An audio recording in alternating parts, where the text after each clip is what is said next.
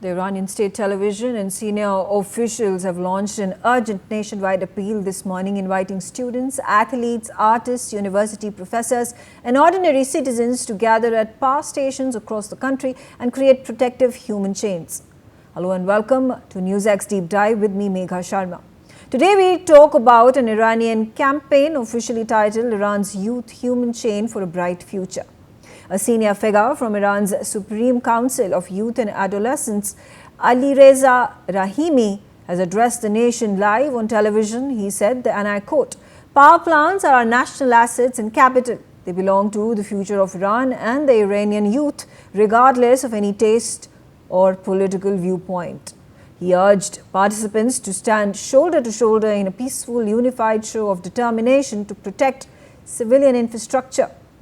This development is taking place against the backdrop of a rapidly deteriorating crisis in the Persian Gulf. For several days now, Iran has restricted or closed sections of the Strait of Hormuz, the narrow waterway through which nearly 20% of the world's daily oil supply passes. In response, US President Donald Trump has issued a firm deadline. Iran must fully reopen the strait by 8 p.m. Eastern Time today, or the United States of America will carry out strikes on Iranian power plants, bridges and other critical infrastructure. In a powerful display of resistance, an Iranian musician named Ali Ghamsari was seen performing outside a power plant amidst the US President Donald Trump's looming deadline to hit the Iranian civilian infrastructure if no deal was made by Tuesday.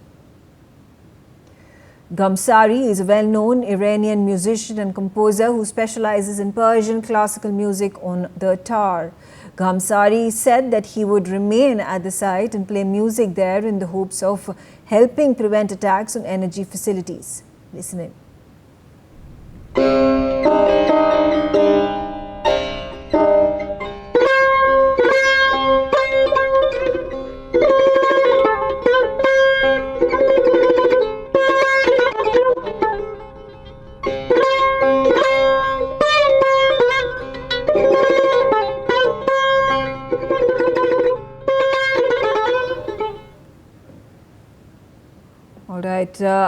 The threat follows a series of tit-for-tat military actions in recent weeks that have already resulted in casualties on both sides.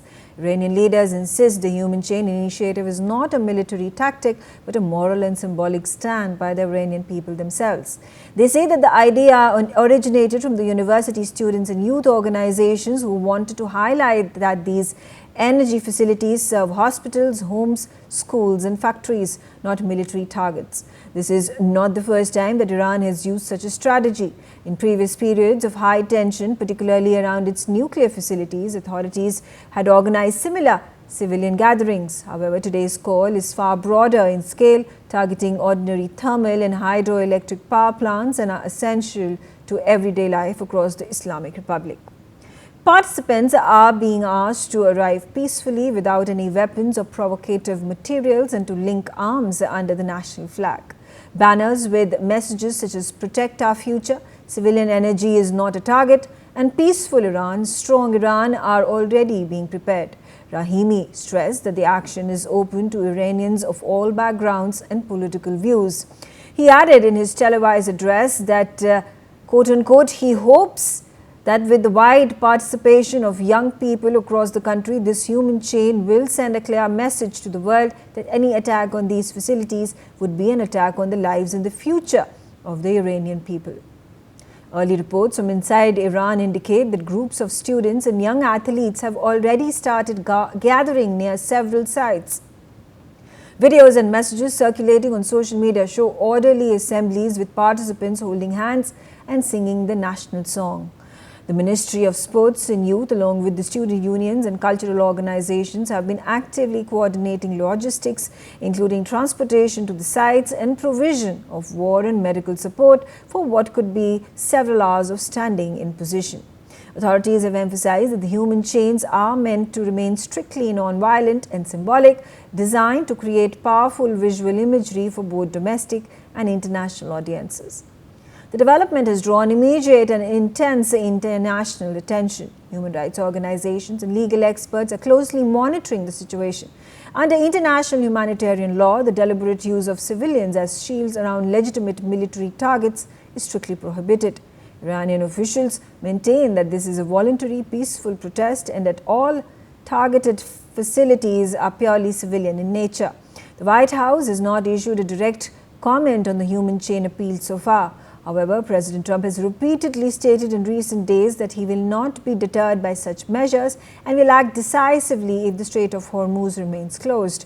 On the diplomatic front, several countries, including China, Russia, and some European nations, have called for maximum restraint. The United States Security Council is expected to hold emergency consultations later today. Energy markets are already feeling the pressure.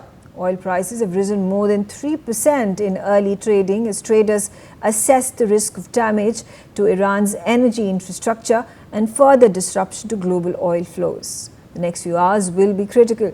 If a large number of Iranians answer the call and the human chains form successfully, the images will likely be broadcast across the world as a powerful display of national solidarity.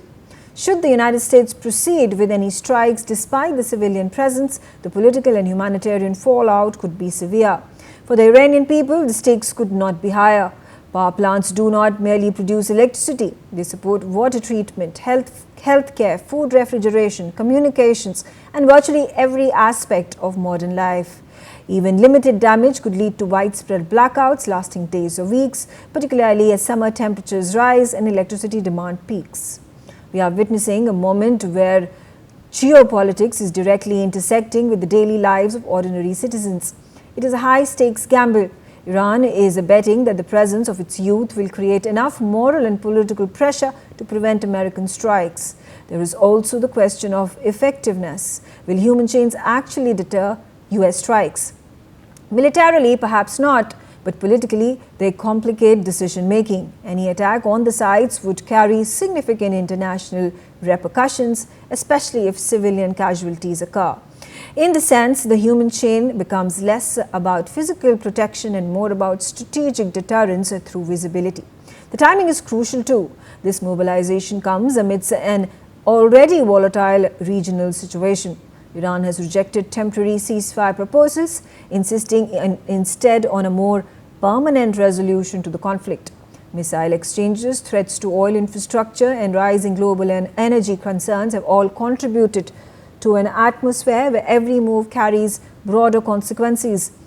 Within this environment, the human chains serve as both a defensive posture and a message. Iran is willing to involve its civilian population, not just its military, in the protection of its strategic assets. Historically, Iran has used similar tactics. Human chains have previously been formed around nuclear facilities during periods of heightened tension. But what sets the current movement apart is the scale, the immediacy of the threat, and the integration of cultural expression into the act itself. The visuals matter. In modern conflict, perception is as critical as power. A missile strike can be measured in damage, but an image of civilians holding hands around a power plant, of an artist performing under looming transmission towers, can shape global opinion in ways that raw data can't. That is what Iran appears to be leveraging on. This is not just about protecting infrastructure, it is about reframing it, turning power plants into symbols, turning civilians into participants, turning art into resistance, and in doing so, Iran is sending a layered message to its own people, to its adversaries, and to the world. The message is simple, but heavy with implications. These are not just targets, these are lives, identities, and a nation standing in formation. Whether that message deters escalation or becomes part of a larger confrontation remains to be seen. I'm being joined by Major General G. Dwivedi. Let's hear it from you, General Dwivedi, with regards to this innovative step that has been strategized by the Iranian authorities. Do you think that is going to deter America from striking Iranian civilian infrastructure? Well, Megha, I think you have given a very, very detailed background, and I'll just pick up a few of the threads to answer your question very directly. First and foremost, Megha, today it is the nation that fight the war, and not only the people in uniform or the military or the defense forces. So nations use every component of the comprehensive national power to fight the war. And using the human chain is a force multiplier. And that's what the Iranian government is doing because it is part of the asymmetric warfare. Now, there are a couple of issues that need to be addressed for the benefit of the viewers.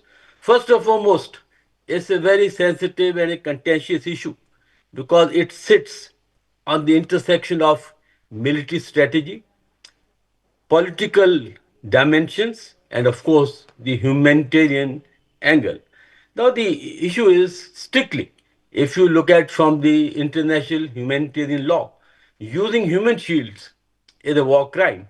But at the same time, it doesn't give the flexibility or the freedom to the aggressor or to the attacking force to use overwhelming assets to neutralize. So therefore, their hands are tied as far as the aggressing or the attacking force is concerned.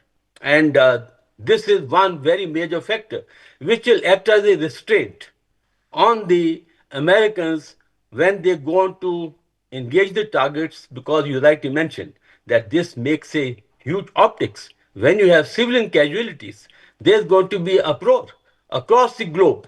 And therefore, first point is that these operations have to be very precise and ensure that there is a minimal collateral damage or damage to the civilians. And second, mega very Right. important point today. Yeah, please. Also, I do Yeah. want to understand from you. Yesterday, there was a very stern statement, controversial statement given by US President Donald Trump. When questioned about the legitimacy of US strikes on civilian infrastructure, he said that he does not care whether these are termed as war crimes because Iranians, quote unquote, are animals. Do you think there has been another strike, in fact, in Tehran that has led to civilian casualties? Is there international uproar, whether it is from the United Nations or human rights groups, that are condemning these acts of violence against civilians in Iran, are going to make any effect, bring about any change on the ground, the way United States is fighting and targeting Iran?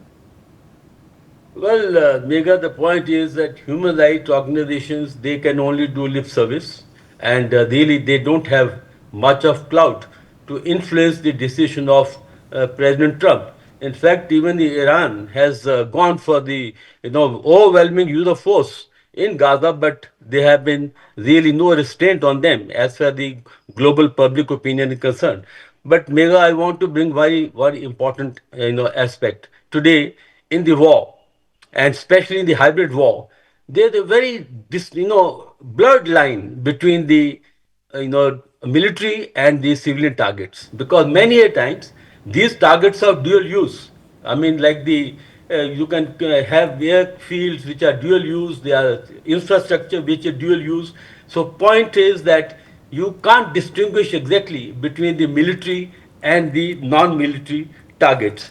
And the second point is, well, it is how you are able to convince, because while international law says that using human shield is a crime, but at the same time, the other side, the use of military force, they can justify that, well, this had to be done. But Right. that justification, again, legally is not tenable, because the restraint on minimal casualty, minimal collateral damage always actually is one which needs to be adhered to, but many a times this is not done, and only military use force to achieve the mission, notwithstanding how much is the human life or human cost, especially of the civilians. Mega. All right, General Dwivedi, thank you very much for joining us, sharing your views. On that note, I slip into a short break. Thanks for watching.